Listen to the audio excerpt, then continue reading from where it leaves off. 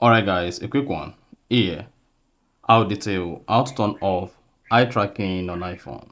So if you turn on eye tracking on your iPhone, you can just focus on anywhere on your iPhone to activate eye tracking.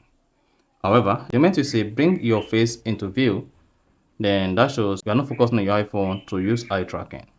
Now, to turn off eye tracking on your phone, first take away your face to say bring your face into view. After that, click on settings, scroll down, click on accessibility. On the accessibility page, scroll down, locate and click on eye tracking.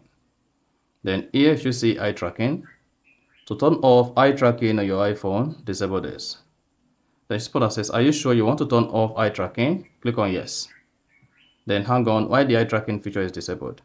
And then you're good. So that is basically how to turn off eye tracking on iPhone.